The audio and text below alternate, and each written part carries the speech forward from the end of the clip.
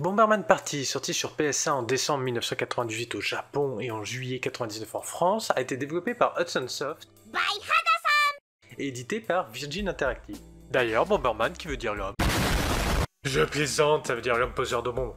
Le système de jeu est le même que les précédents Bomberman. Pour le mode solo, on a le choix entre le mode moderne pour des graphismes modernes, mais de l'époque, 1998 je me permets de le rappeler, et le mode rétro. Car oui, Bomberman Party reprend le concept de la version datant de 1983, et c'était différent.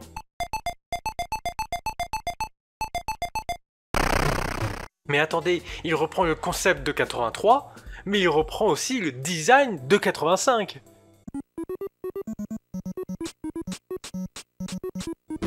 C'est bien mieux, non? Je vous trouve difficile. Enfin, c'est sûr que quand on voit celui de la Switch...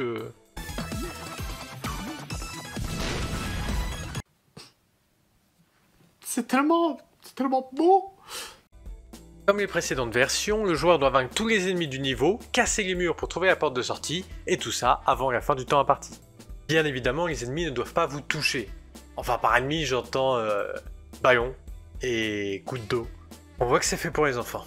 Mais c'est de la merde! Le jeu solo est sympa, mais assez répétitif. On enchaîne les niveaux et les maps avec de plus en plus d'ennemis, mais en gardant le principe du tuer tous les ennemis, chercher la porte en détruisant les murs, trouver des bonus si on a le temps.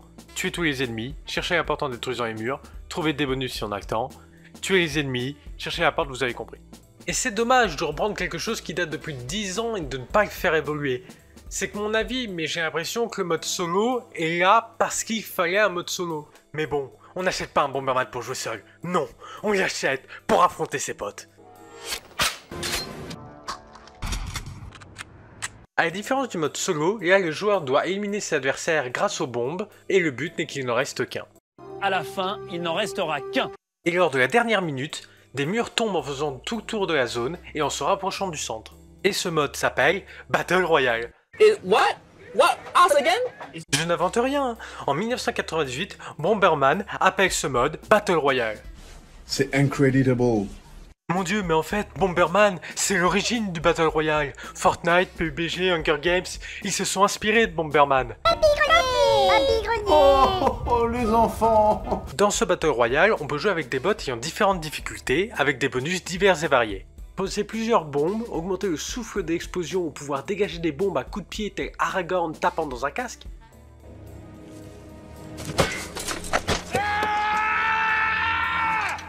Mais on va pas tous les faire car il y en a beaucoup. Vraiment beaucoup. Mais il existe aussi cette merde là. Oui, je parle de toi. Ce truc peut vous rendre ultra lent. Ultra rapide. Ou peut vous faire changer de place avec un autre joueur. Vous pourrez trouver des petits œufs. Si vous les attrapez, vous aurez le droit à un adorable petit kangourou. Des animaux qui maîtrisent la boxe! Mais bon, rien ne vaut le plaisir de coincer un joueur derrière une bombe.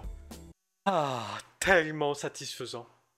Et c'est qu'une fois tous les murs détruits qu'il faut espérer avoir beaucoup de bonus. Sinon, ça va être chaud pour vous. Mais putain, c'est quoi ce délire? Maman! Donc entre les personnages, les kangourous et les bonus, vous mélangez tout ça et ça vous donne un cocktail explosif.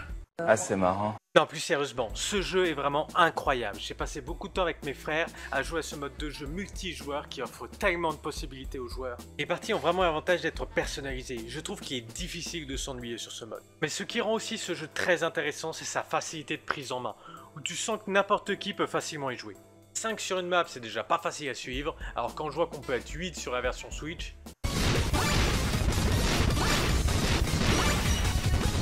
Non mais je suis trop vieux pour ces conneries.